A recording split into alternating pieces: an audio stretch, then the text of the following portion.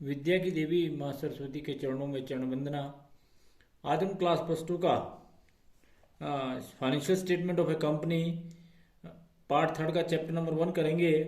तो first question is which statement is including in income statement. तो income statement में trading account भी आता है, प्रॉफिट एंड लॉस अकाउंट भी आता है, profit and loss appropriation account भी, and the statement of profit and loss account.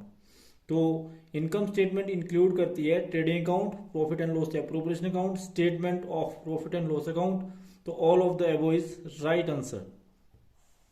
Second question is income statement is prepare for the purpose of. Income statement को prepare करने का जो purpose होता है, determining the cost of production, having knowledge of profitability capacity of a business, determining gross profit और loss. तो all of the above is right answer. तो इसका भी right answer all of the above है।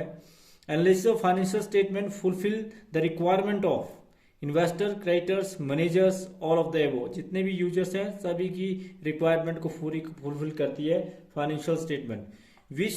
विच financial statement is chiefly include in financial statement. तो income statement and balance sheet, A and B both are the right answer. तो C is the right answer.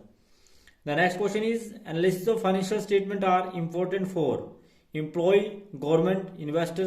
तो जितने भी users हैं all of that is the right answer. उसके बाद है income statement depict. तो इनकम स्टेटमेंट शो द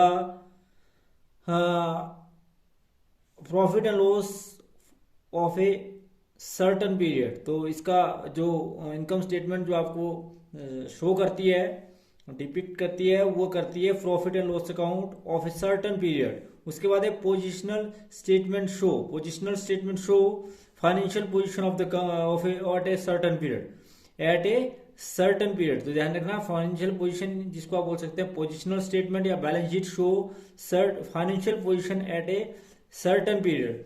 उसके बाद है to know the change in fund which statement is prepared. तो कौन सी स्टेटमेंट चेंज की जाती है, वो कर जाती है fund flow statement. To know the change in fund which statement is prepare, that is fund flow statement.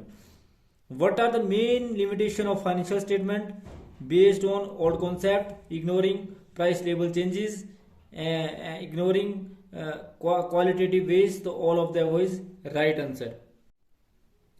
Next question is accounting standard is related, AS3 is related with statement, that is cash flow statement। AS3 जो है accounting standard 3 is related with cash flow statement। Which of the following parties are increased in financial statement।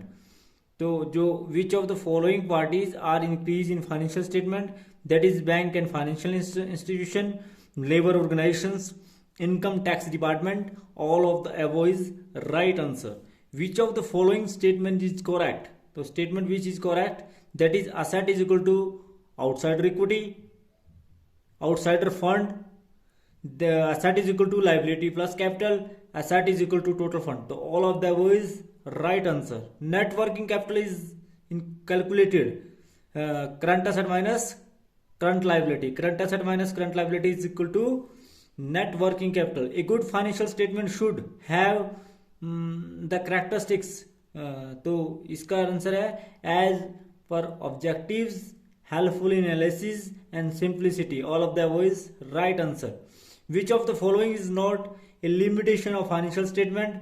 तो इसमें जो financial statement की limitations नहीं है, वो do not effect price level changes, that is the limitations. Window dressing is limitation, lack of qualitative analysis is limitations. उसके बाद है to measure the short term solvency of the business, that is not an limitation of financial statement. Which of the following element is ignored while preparing financial statement. कौन सा जो है element है जो ignore करता है फाइनेंशियल स्टेटमेंट?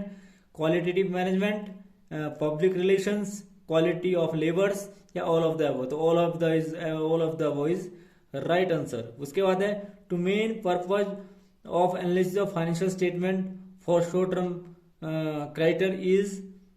तो इसका जो राइट आंसर है वो है to determining whether their dues will paid on time. तो A is the right answer. तो thanks for watching the video. Please like, comment and subscribe my channel and press bell icon for next notification. Thank you.